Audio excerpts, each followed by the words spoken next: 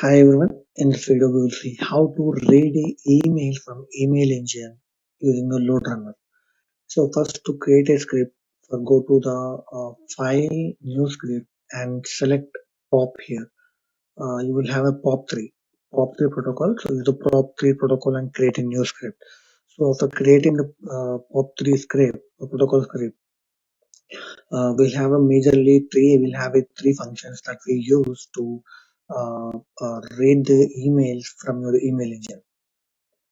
So first is the log on to your email engine, and second is retrieve from your email engine, that is POP3 underscore retrieve, and another function is a POP3 log off. Okay, so log off from your email engine. Now, if you see this, now we are using the Yahoo email engine to read the email from Yahoo. Okay, so this is the protocol what we use. This is a URL what we're using now, and the port number, host name, and the username password to authenticate the Yahoo server. Okay, next here I'm getting the list of emails in the inbox. Okay, and I'm retrieving all the emails from inbox. So here retrieve list all. So if you want from some last since 3 months, or some from specific date, or so you have a multiple criteria here. So if you want to research more, so you can go and help document and you can search it. So do you want to delete email? No. And show email? Yes. Create a param for, so these are the parameters that we show in the, so basically these are the fields that we get in your response. And this is log off. Finally, I'm logging a message to see total number of emails from my inbox.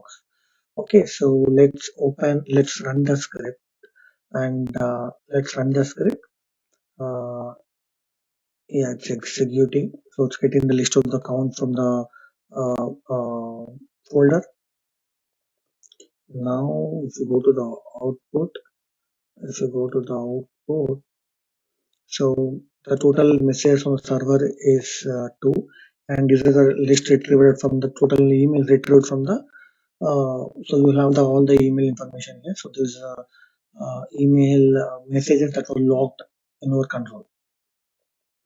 Okay, and so if you go in detail of each and every function, so this is the URL and the providing the URL. So if you service server uses TLS encryption, then you need to provide the TLS here.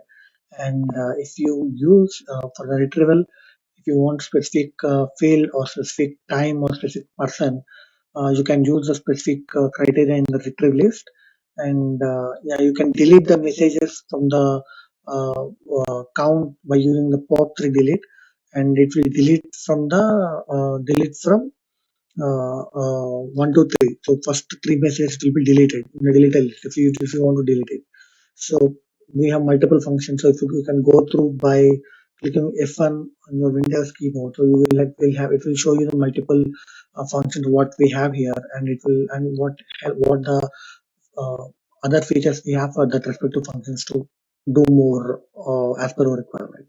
So thanks for listening this, friends.